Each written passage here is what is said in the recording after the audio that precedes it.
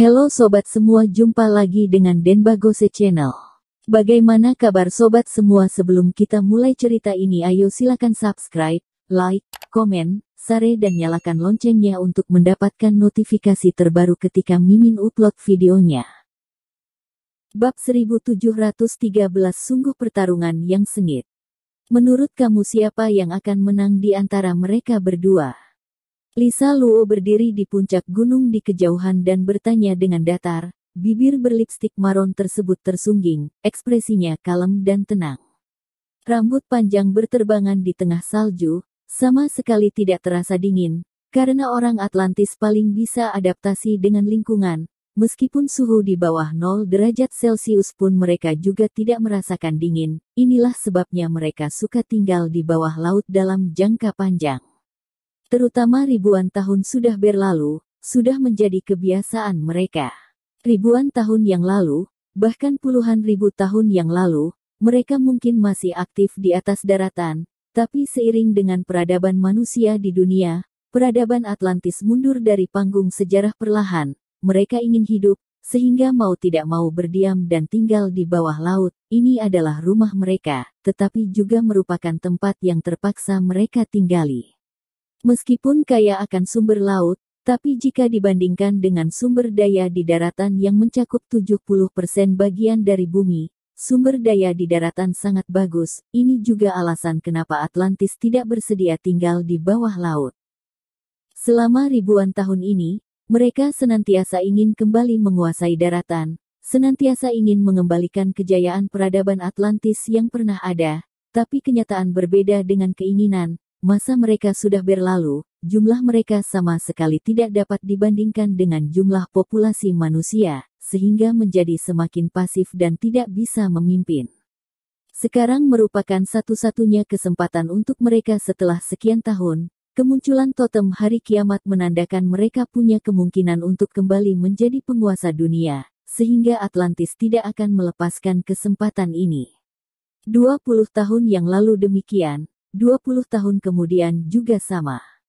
Tatapan Lisa Luo penuh semangat tempur. Pertarungan Thomas Kin dan Jackson Si yang dijuluki peringkat ketiga Liga Harimau di depannya ini membuat dia semakin bersemangat, ingin sekali bergabung ke pertarungan mereka baru puas.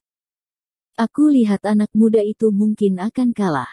Pria itu terlalu licik, serta punya pengalaman bertarung yang banyak. Aku saja mungkin tidak punya pengalaman sebanyak dia, ujar Nicholas Page dengan tersenyum. Tapi kita bisa menunggu, mereka yang bertarung, pihak ketiga yang akan mendapat keuntungan. Pasti akan sampai waktunya mereka kalah dan gagal, sampai saat itu kita baru keluar. Kelihatannya kamu tidak menjamin bisa mengalahkan mereka. Lisa Luo tersenyum kecil, begitu indah, wajah cantik yang tenang, merupakan kecantikan seorang dewi, membuat orang terpana. Nicholas Page juga ikut terpesona, hatinya bergelora. Tapi saat ini dia berusaha bersikap serius dan berkata dengan wajah congak, itu tidak mungkin, pejuang Atlantis kita bagaimana bisa dilawan oleh mereka? Hanya manusia awam, bagaimana mungkin bisa menang dari Atlantis? Tatapan Nicholas Page tertuju pada Thomas Kin dan Jackson Si. Saat ini dia sudah siap bertarung, hanya saja demi meminimalisir bahaya yang ada, mereka akan menunggu setelah Thomas Kin dan Jackson Si bertarung baru akan menyerang. Dengan demikian baru akan lebih memuaskan, serta tidak perlu bersusah payah. Benar juga, Ratu menyuruh kamu ikut aku datang merebut totem hari kiamat, juga karena mengakui kemampuan dan keberanian kamu, berharap kamu tidak akan membuat dia kecewa, ujar Lisa Luo. Putri tenang saja, aku tidak akan membuat kamu kecewa, Ratu pasti akan bangga dengan kita. Tatapan Nicholas Page bagaikan bersatu padu dengan badai salju ini, berpakaian baju baja dan memandang hampa semuanya, tidak menganggap siapapun dan hal apapun. Sebagai pendekar pertama Atlantis, dia adalah sosok keberadaan yang sangat kuat. Kelihatannya mereka sudah akan selesai sebentar lagi, sungguh pertarungan yang sengit.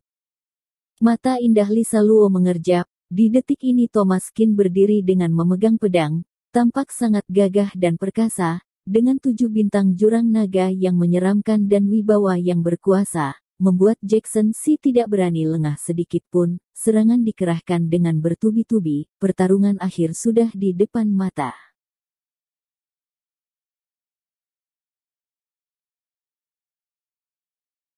Bab 1714. Jika pedang utuh, maka pemilik juga utuh. Thomaskin mendekap 2 titik akupuntur di atas bahu, agar lukanya tidak berdarah terus, sehingga mau lanjut bertarung dengan Jackson Si pun tidak perlu ragu-ragu lagi. Staminanya tetap seperti awal meskipun sudah bertarung lama. Kekuatan 7 bintang jurang naga begitu dahsyat dan menggentarkan. Thomaskin saja tidak menyangka dirinya semakin kompak dengan jurus pedang 7 bintang jurang naga ini. Jackson Si yang peringkat ketiga Liga Harimau saja kelabakan, serta setiap serangan dia selalu dapat dirinya atasi dengan santai. 7 bintang jurang naga berayun sana-sini, Jackson Si mundur berturut-turut, dia hanya bisa memaksakan diri menghadapi dahsyatnya kekuatan pedang Thomaskin. Mengenai bagaimana hasilnya nanti, serahkan semua pada kehendak Tuhan saja. Perlahan satu persatu bekas gesekan pedang muncul di pedangnya, bahkan ada retakan di mana-mana.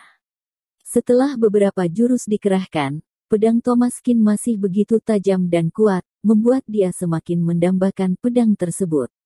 Meskipun di awal Thomaskin terlebih dahulu memimpin pertarungan dengan ganas, itu karena pengalaman dia banyak. Dalam dunia Budo, bertarung dengan orang yang tak terhingga akan membentuk kemampuan diri sendiri. Pengalaman juga merupakan bagian dari kemampuan, ini tidak diragukan lagi.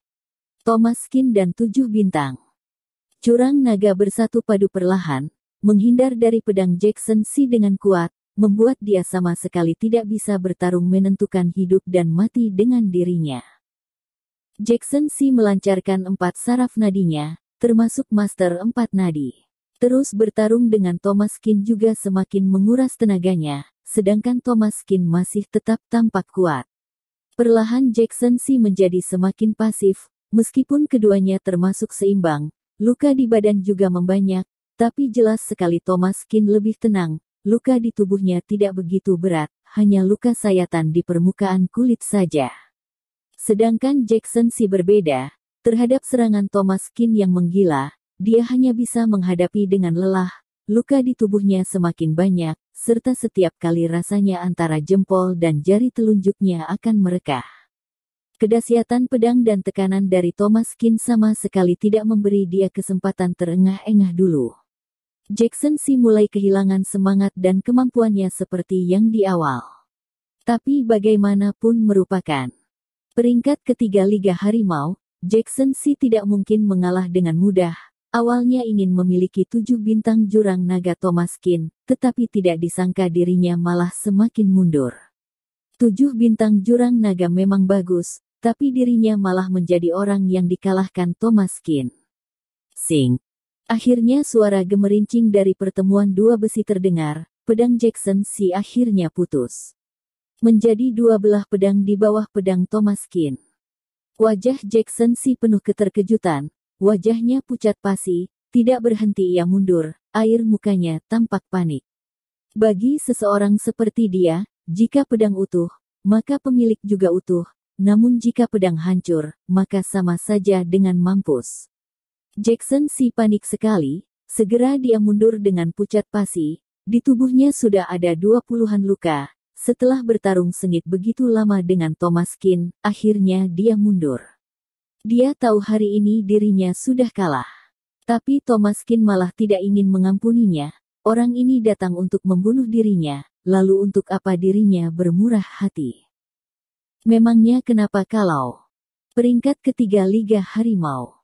Memangnya kenapa kalau partai Hong Kong? Tetap saja dia hanya butuh 1 kali pedang untuk membunuhnya. Jackson Si benar-benar kehilangan pertahanan terakhirnya. Di tengah lari terbirit-birit, langkah kakinya sempoyongan, dia semakin pasif. Beberapa kali pedang Thomaskin melayangkan rambut panjang di samping daun telinganya, membuat dia beberapa kali hampir bertemu dewa kematian. Jackson Si berlari sambil merangkak. Pedang sudah patah, namun dirinya masih hidup. Saat ini juga dia harus melarikan diri, tiada yang lebih penting dari nyawanya ini. Selama masih ada nafas ini, tidak takut kelak tidak bisa membalas. Tapi jika dirinya benar-benar mampus di sini, maka seorang master peringkat ketiga Liga Harimau akan sungguh jatuh terpuruk. Balik menyerang. Pedang patah Jackson Si mengibas secara horizontal untuk mempertaruhkan pertarungan ini, lalu mundur beberapa langkah dengan air muka yang luar biasa serius. Di bagian tengah jempol dan jari telunjuknya sudah dipenuhi darah segar. Thomas Kin tidak mengampuni. Setiap kali pedangnya mendekat, dirinya terjebak dalam keputusasaan. Bersambung. Terima kasih kepada kalian yang telah menonton video ini. Jangan lupa tekan tombol subscribe-nya dan nyalakan notifikasinya untuk mendapatkan video-video seru lainnya dari channel Denbagose.